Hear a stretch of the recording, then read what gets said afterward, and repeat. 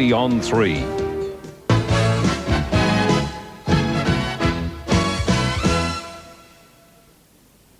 Kia ora, good evening. I'm Joanna Paul and this is Nightline. Tonight, Saddam Hussein makes a move. The Allies claim dramatic success. They say 14,000 Iraqi troops have been taken prisoner. But Saddam Hussein refuses to give in. He tells his people they must fight to the end. Hi, I'm Belinda Todd. The weather's here. Wish you were lovely. That's later on Nightline.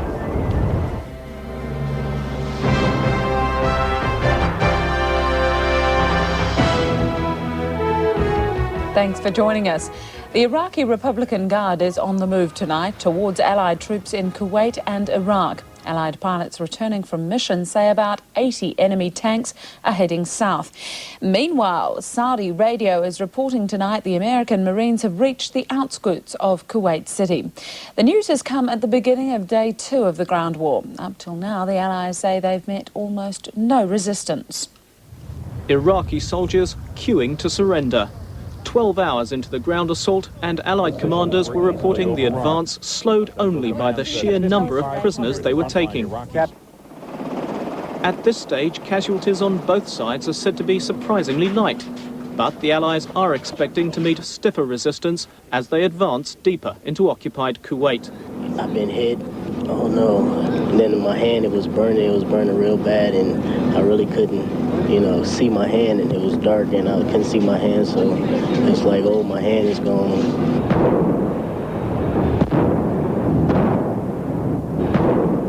The ground assault began at sea, the long-range guns of the battleship Missouri softening up the enemy front lines. 2 hours later, Marine divisions spearheading the attack had broken through, their task to clear a way through minefields and defences for the main advancing force and armoured columns. The Marines reported gaining more than 50 kilometres of enemy territory before meeting any serious challenge. Of course, I've never been to combat before, but I thought it'd be a lot tougher. But then again, it's not over yet either, so I don't know. It's just not as tough as I thought. Ground troops attacked Kuwait from every side, while paratroop regiments went in over the top to cut off any retreat. Are you going around or over, and is that why there's little opposition? We're going to go around, over, through, on top, underneath, and any other way. Have you gone? Artillery regiments covered the Allied advance, but in coming rounds and landmines showed Iraq could still hit back. I think it was taken far. The next thing I know, our left wheel axle hit a mine, and it blew up the back of the vehicle. Can you describe what it was like inside the vehicle? I'm not really sure because I think I was unconscious. The next thing I knew, I was running, and I just fell down on the deck and my head was hurting extremely. But with control of the air established, the Allies can literally carry the fight to their enemy. This unit landing well inside Iraq.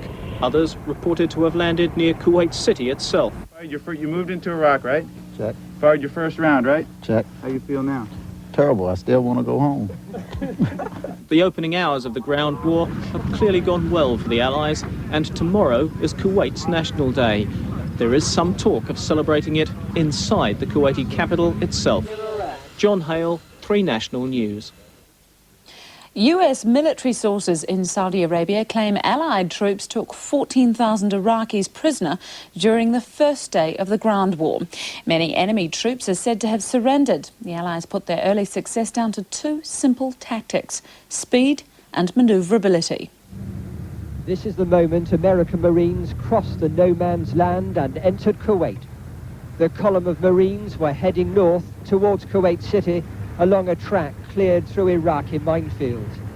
Ahead was an oil installation blown up by the Iraqis, a defiant act before they retreated. But as an attempt to stop the land offensive by the first units in an Allied army of 500,000, it was a spectacular and dismal failure. The Marines were delighted by the lack of Iraqi resistance. For 5 weeks, the legions of Saddam have been mercilessly pounded by the heaviest bombing in the history of warfare. All along this road through the desert is the evidence of where the willpower of particular Iraqi units cracked.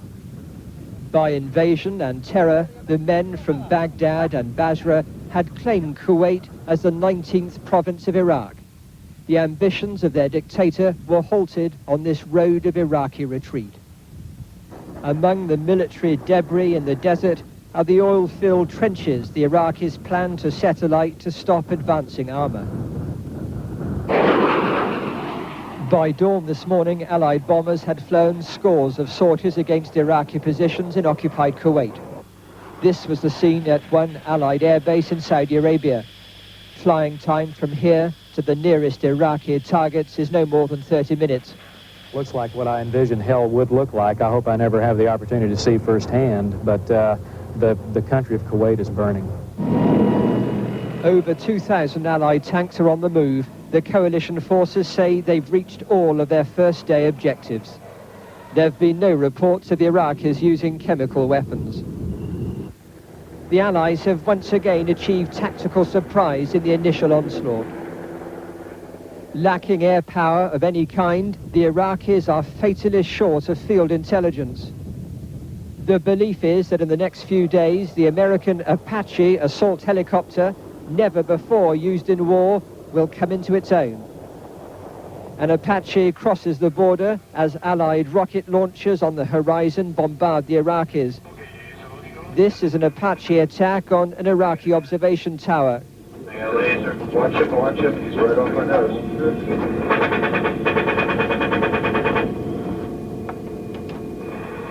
It's a success, but today no one can be sure how long the Allies need for total victory. The official word in Baghdad is one of denial. Denial that thousands of Iraqis have been taken prisoner, and denial that strategic Failaka Island has been taken by the Allies. Saddam Hussein has claimed on Baghdad radio that the Allied offensive is a failure. He's called on his troops to fight on till final victory. Baghdad came to a halt for Saddam Hussein's speech. It was an emotional address, condemning the Allies for launching an offensive after Iraq had accepted the Soviet peace initiative. Saddam appealed to Iraqis to fight with what he called faith and dignity. He said the offensive was a treacherous, inhuman crime. God, he said, would help Iraq repulse the aggression. The speech had the effect he desired on at least some of his listeners. I don't like the language of the English, but Bush is a criminal of the war. Later, as smoke drifted across the skyline of the Iraqi capital from bomb sites and from other fires I'm not allowed to describe, Baghdad radio issued a military communique. It said that 6 Iraqi divisions had been attacked, but the offensive, it said, had been foiled. Once again, the communique claimed the Allies had been left wading in their own blood. It said there'd been a two-pronged attack against the walls of Iraqi defensive positions and within the positions themselves. There'd been more big air raids before the announcement that the offensive had started. Many people in Baghdad who've gone through night after night of bombing have convinced themselves that the Allies never wanted peace. The raids, and now they say the ground war, are aimed at crippling Iraq and destroying Saddam Hussein. In one of Baghdad's bazaars this morning, after they'd heard the news that fighting had started, they were even more certain that they were right. American want to Iraq breakdown, all the Iraq. Bush is a criminal nature. We want peace. The atmosphere in the bazaar was remarkably cheerful. We went there with an Iraqi official. Perhaps because of his presence, perhaps because they believed what they said.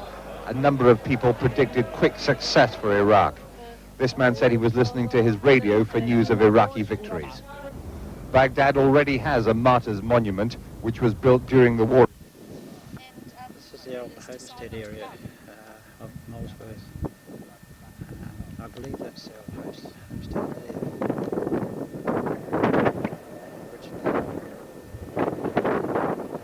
There's another homestead away over there, that could be the old.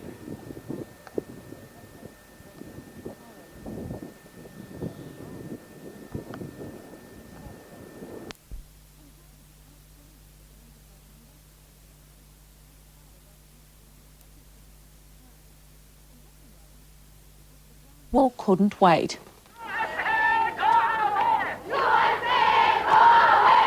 In Amman, 50 women chanted outside the US Embassy, and Arabic newspapers condemned President Bush for brushing aside the last chance for peace. In Yemen, thousands took to the streets to chant for Iraq and Saddam Hussein. Yemen, Jordan and Algeria stand to lose big with an Iraqi defeat.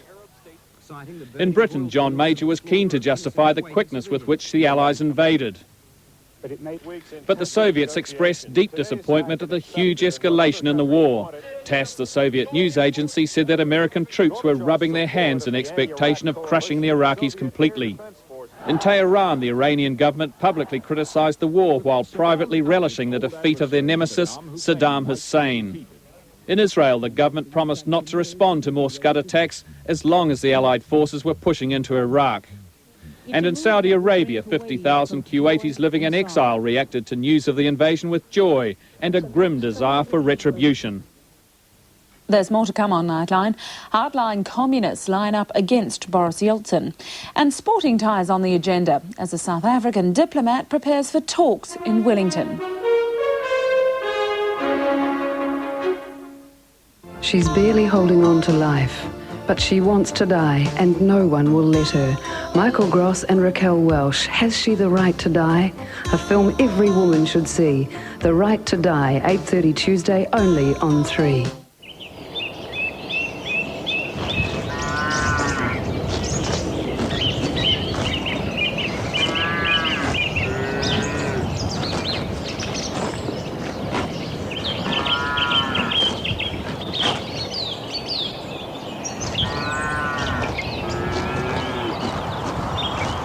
It's not what goes into butter, it's what doesn't that makes butter taste like butter.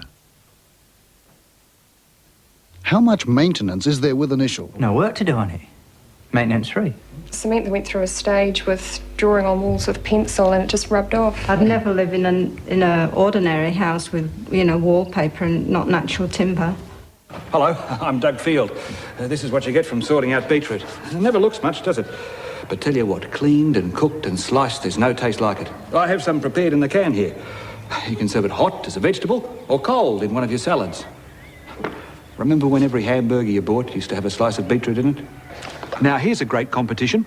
Buy 3 cans of Watties beetroot, and if you're a winner, Watties will pay for your groceries for a month. Get details from entry forms at your local supermarket.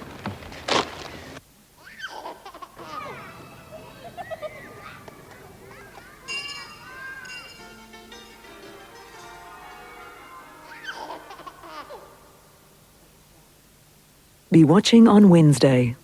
Thank you very much for having us over. Thank you very much. Thank you very, very, very much. Thank you very much for watching Rover. Thank you very, very, very much. Cadbury Roses chocolates, the perfect way to say thank you. Thank you very much for all your guidance. Thank you very much. Thank you very, very, very much. Thank you very much for the marriage license. Thank you very, very, very much. Thank you very much for the new pullover. Thank you very much for washing Rover. Thank you very much for having us over. Thank you very, very, very much. 8:30 Wednesday, it's more primetime sports action with Mobile Sport. On the show this week, catch Smokin' Joe, Michael Jones and Gary Wetton as they head over for the Samoan Sevens. We're back on the track with the Aussie Touring Car Champs, the latest hot shot on amateur boxing, on the edge with the men's World Cup alpine skiing, and then we take you free fall skydiving.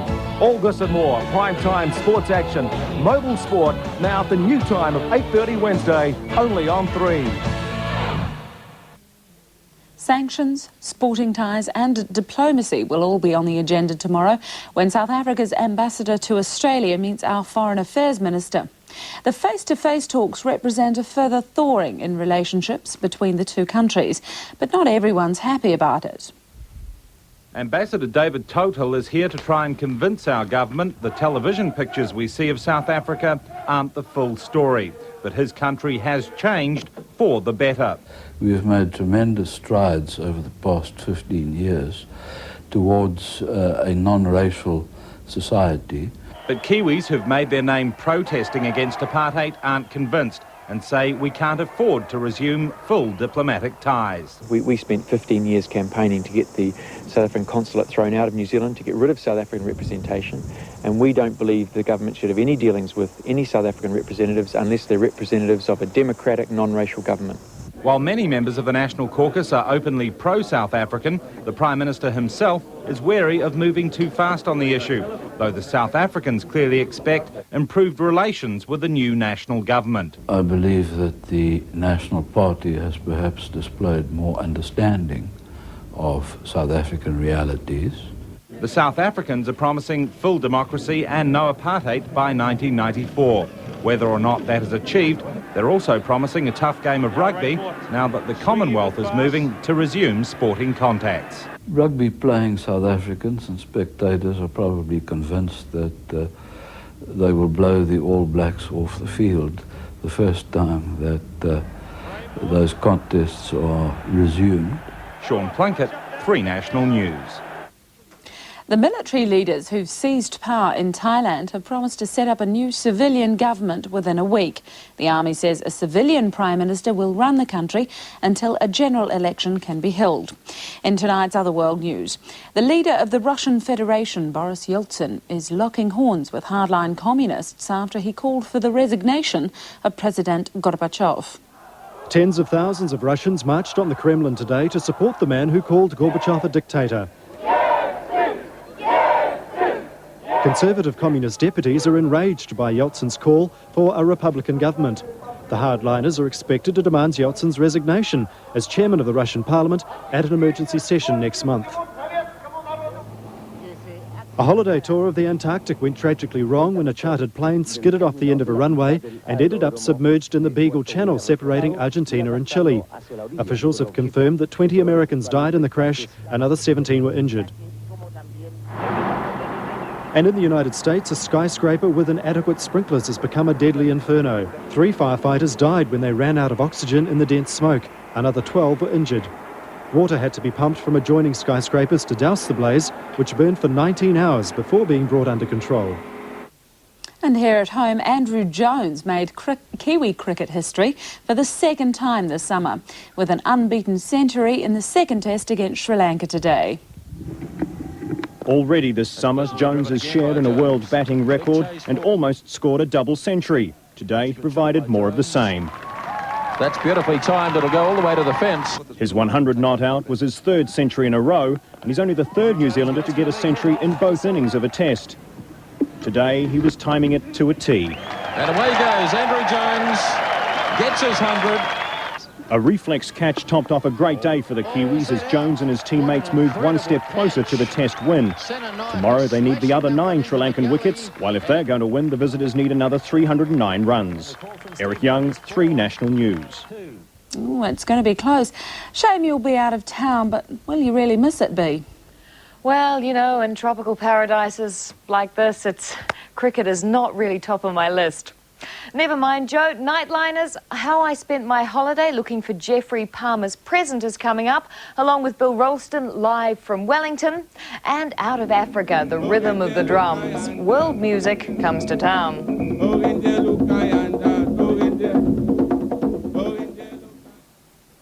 They're not your average street gang. They're the people of E Street, New Zealand's newest drama series. People like Ellie, the local doctor, also practicing to be a single mum. Now on its vital, dynamic Ellie Fielding. Her daughter Claire. She says she's the only divorced kid at school. I want it back the way it was. Bob Brown, typical E Street bloke. He's also the local reverend. Being a saint doesn't come all that naturally for me. And childhood mates Chris and Lisa, more than just good friends. Would have been my first time. The people of E Street arrive in New Zealand 7:30 Thursday, only on 3.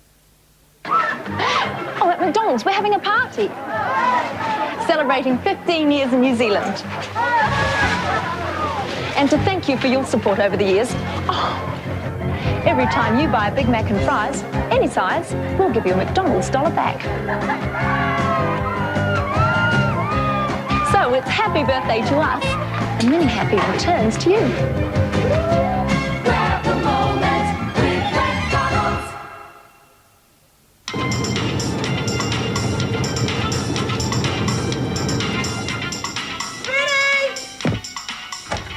Is there anything worse than having to get into wet togs?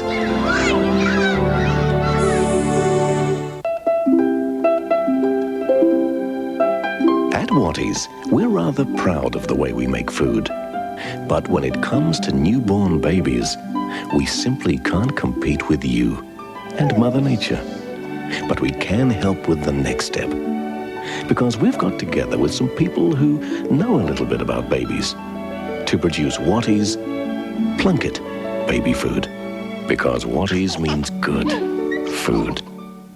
Edmund likes to climb up high. Lindbergh sometimes seems to fly. Dean and Tarble side by side. Tiger, though, would rather hide. Puss, puss, puss, puss, puss, puss, puss. Wanda likes to take a hike. Tom and Jerry go by bike. Walker's always hard to catch. Madonna loves a little scratch. But every cat in every town would like this message to get round. Cats prefer shell. Meow. This is a Europe Nougat honey log. Oh, yeah? What's it made of? Peanuts, chocolate, honey. Is it nice? Naturally. It's delicious. Naturally delicious. Whoa, that's clever. Funny name, though. What? Europe Nougat honey log? No, yours. Orville. This is Ladies' Night, where the men are the prize and the women are the hunters. Like him. I want him. It's the hottest club in LA. A torrid world of male striptease and Sexual fantasy. until the night their game of love became a dance of death. Whoever's done this is acting out more than just a simple grudge. A cast of steaming male bodies. My clientele will devour him. Lady Killers, 8:30 Friday, only on 3. Hi, Nightliners. You know, it's true what they say in this business. Never go on holiday because someone will take your job while you're away. So thanks for minding the hen house, Russell Rooster, but I'm heading home now, bucko. Time for you to butt out. And Billy boy, you can give up your delusions of grandeur as well. Hey, at least a chicken will never take my job. And I can handle my own intro tonight, thanks, Belinda. Well, Gulf War fans, you can all breathe a sigh of relief. Just as it looked like peace might break out in the Gulf, the good old Allies went in guns blazing. And just in the nick of time, too. You know, there was a big risk those commie Russian swine might have got Saddam to give up Kuwait without even a shot being fired. You just can't trust them, can you? Still, everything is great now. We can look forward to weeks more coverage of tanks and guns and planes streaking across our TV screens. As a public service to Gulf War fans everywhere, Nightline introduces its own new age Gulf War consultant, Peace Sky. Well, I just want you to know that you're not responsible for their anger and their pain, okay? Right. It's their trip. It's their destiny. They are acting out their own karma. Ms. Sky is currently running seminars for Gulf War addicts and couch casualties of the living room war who are developing the parlour version of the 1,000-yard stare from watching too much Gulf coverage. Oh, well, we're getting people who are just really bummed out by the Gulf coverage, you know, who feel really getting bad vibes from the TV. We're getting people who are feeling inadequate because they're not as well-groomed as the TV presenters, okay? And we're getting people who are suffering from exhaustion, running up and down to the TV set all the time. Well, they could use to switch it on and off. Oh, no, you see, remotes, our people don't use remotes. Why is that? Because they interfere with our psychic energy paths, okay? Yes, don't you try and turn this garbage off or your psychic paths will clog up. Now, for those depressed by the sartorial elegance of scud studs like Arthur Kent, we've brought in our own special Nightline Gulf fashion consultant, Miss Teddy Boys. When it comes to colours, Teddy warns war correspondents to avoid ugly old camouflage. Extremely ugly. Basically, camouflage is for nobody but dribblers. Because of the patterns? Because of the patterns. Excellent for dribblers. Excellent for Any dribblers. other boo-boos in the war Gulf? Well, I think the gas masks, and I'm really concerned about the use of gas masks for media journalists, really. I think you have to look at your image, be it war or not, you have to look at your image. And this is why one of these beautiful hats has been developed. Look at this. It's solar powered. You can use the battery. Yes. Now, if you just put that on, Bill. Great. Excellent. Yes. It's certainly more stylish than a... more stylish with the little built-in fan than the gas mask. This would absolutely. Keep the gas away from your face. You can disperse the gas away from your face. I think it's a much nicer, much better. Yes, and you see your lovely face too, Bill, and I think that's very important. Now, Teddy's a real fund of helpful advice, and she gives a fashion bouquet to the peace movement for its anti-Gulf War style. Now, they have a wonderful campaign out at the moment called Accessorise for Peace. While accessorising for peace, Teddy's also looking for some fashion answers to some Gulf War questions. does General Colin Bowell wear a corset? He does have a trim figure, doesn't he? He has a very trim figure and a very beautiful upper body movement. So I'd like to ask that question. Maybe you could get that for us from military intelligence. And the second question, which I think is, again, very important to us viewers at home, is how does a journalist in Baghdad, in the war zone, how do they keep those shirts so white? Two crucial unanswered questions for Gulf War fans everywhere. But some have bigger problems. Yes, you walking wounded from the living room war, overdosed on Gulf War coverage, don't fret. Help is at hand from our own Peace Sky. Yes, if you've suffered a spiritual incursion from the tube, Peace Sky has the answer. It's our own special protective crystal. I touch it to my chakra points, that's my psychic energy points, okay? And I infuse it with that protection for your seventh skin, which is your psychic energy skin. Yes, protect yourself against the looming assault of Gulf War news coverage, Gulf War documentaries, Gulf War mini-series and Sylvester Stallone Gulf War movies. Do it with Nightline's special free post Peace Sky crystal offer. They are $49.95 or $50 if you prefer. Hey, just $49.95. So if people send me $50, okay, and if they want the 5 cents change, they should send a stamped addressed envelope and I will send them the 5 cents change, okay? Yes, Belinda, just another Nightline bargain. So anyway, how are your chakra points going after Vanuatu? You'll keep roasting. Actually, you were up there last year, weren't you, on a junket with the then Prime Minister? Jeffrey, yep. Well, you left something behind. Jeffrey did, actually. And I decided to find it. 'Twas a real South Seas adventure.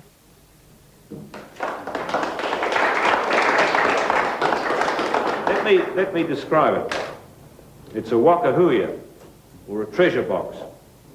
It's carved by Rangi Hetet of the Tuwharetoa tribe, specially commissioned by the Governor-General. Clearly a very important piece of our country's heritage and sure to be placed in a position of honour, making a visit to the Vanuatu Museum imperative for all culture-loving New Zealand tourists.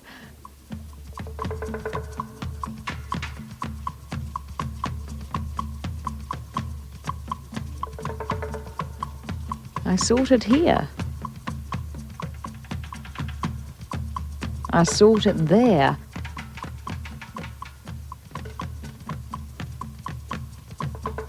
I sought the damn thing everywhere. Finally, I sought help. Excuse me. Hi. Can you help me? I'm sorry to bother you. I'm actually looking for something. It's sort of a box thing that our Prime Minister gave to your museum. You know Geoffrey Palmer, ex-Prime Minister? Tall guy, blonde, chin. Looks like that guy over there. Oh, yes. You got it? Yes. Can I see it, please? Okay. Okay, I'll follow you. Ah, the storeroom. Obviously where they store their most valuable pieces, safe under lock and key.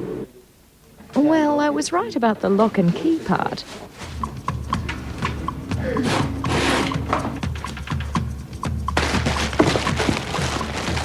I found it. You're kidding. Oh, look at that. At last, the treasured treasure box. Yes, Geoffrey made quite an impression on the hotel he stayed in too. Le Lagon, a picturesque 5-star resort right on the lagoon. Given a detailed description, the staff had no problems directing us to his room. This is the very veranda our ex-Prime Minister sat on and contemplated his future. He probably drank from this very glass. And this is where he probably kept his undies. And we can all guess what he got up to in here. Yet, just like the New Zealand political scene, Geoffrey has left this place without a hint that he even existed.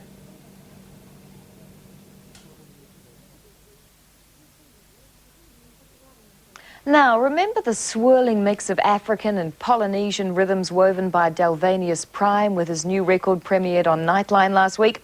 The African influence was provided by Folo Graf from Sierra Leone. He's been in New Zealand for a while, but heads home soon after a couple of farewell gigs in Auckland this week. His band, Folo and Friends, includes musos from Zaire, Senegal, France and America. We caught up with them in rehearsal this afternoon.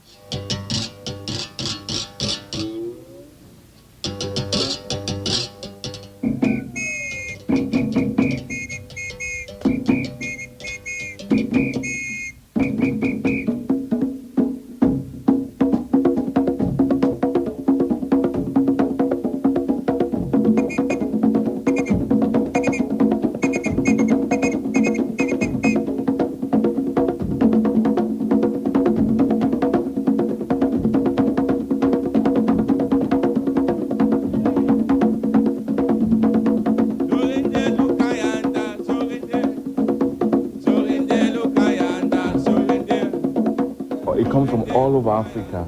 It's a fisherman's rhythm originally used to fishing and to travel and to meditate. And whenever we're writing a song like "Coming all the way from Africa," that rhythm carries it because I'm coming from Africa.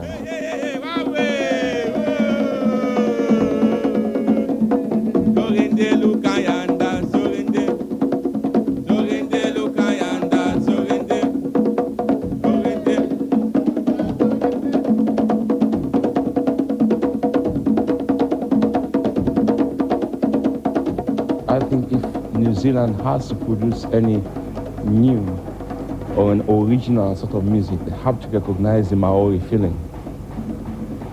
And that is actually what I would take, what they have done with what is here. And I think Maori music will offer New Zealanders an original sound, no doubt about that.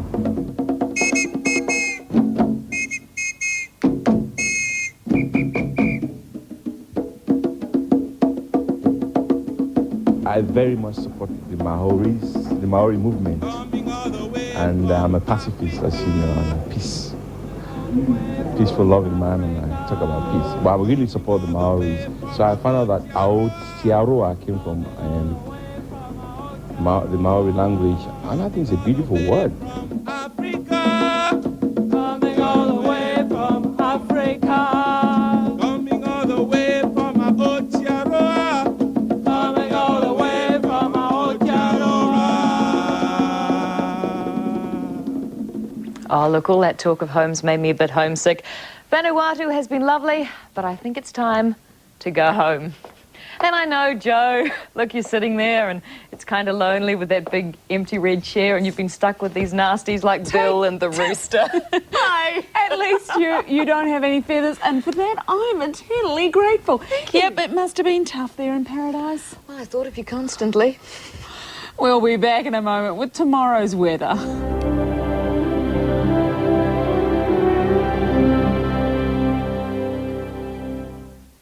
Only 3 National News can give you the full story. For the best in news, sport and weather. Know what's happening, when it happens and how it affects you. Turn to 3 National News at 6. We've got it covered. It isn't just chicken, it's Tegel. And it isn't just chicken and chips, it's Tegel nuggets and chips. And Tegel cutlet and chips. Delicious. It isn't just chicken, it's Tegel. I am a clean showing.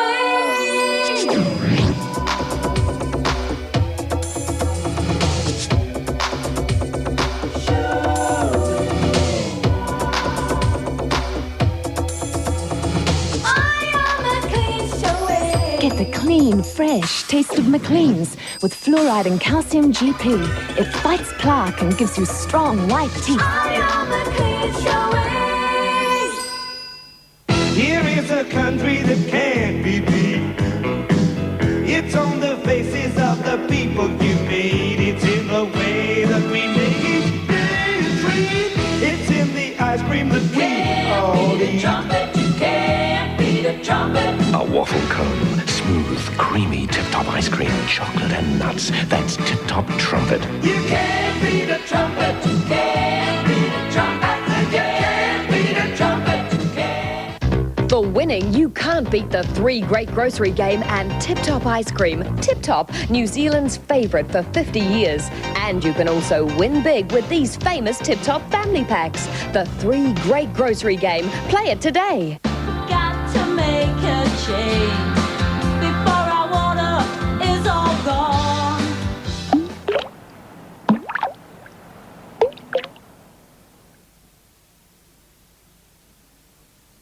Right, what I really feel like now is a good healthy lunch. Mix all the ingredients together and then simmer for 50 minutes. 50 minutes. Miracle, with absolutely no artificial colours, flavours, additives. Nothing but goodness. That's the miracle. Well, the weather in Vanuatu tomorrow will be brilliantly sunny, tropically warm and pleasantly calm. Terrific if you'll be in Vanuatu tomorrow. But for the rest of us, you're probably more interested in what's going to happen here. So here's how it looks. A high will bring fine, settled weather to the North Island, while an advancing cold front will bring damper conditions to the south. Forecasting then for the major centres with Whangarei fine and 24. Sunny and 23 the expected high in Auckland tomorrow with afternoon sea breezes. Back up to 24 in Hamilton with clear skies and moderate westerlies developing. With Tauranga in for a sunny 23-degree day together with afternoon sea breezes, becoming cloudy and 21 degrees warm tomorrow in New Plymouth where westerlies are set to freshen. But skies should remain clear in Napier, reaching a warm 27-degree day there with moderate nor'westers developing. Sunny and 22 tomorrow in Palmerston North with nor'westerlies freshening, but becoming increasingly cloudy in the capital, again freshening winds from the nor'west and a high of 20 degrees. Across the strait, cloud will be on the increase in Nelson too as westerlies freshen and the temperature heads for the 24-degree mark. A warm 28-degree Tuesday in Christchurch with variable high cloud and winds freshening from the nor'west. A southwest change will bring occasional rain and a high of 21 to Dunedin. And lastly, Invercargill in for a 17-degree high, periods of rain and a strong westerly change. Hey, that's our show. If you're not in Vanuatu tomorrow, join us for our NBC Nightly News tomorrow afternoon at 12:30 and 3 National News at 6. From the Nightline team, good night.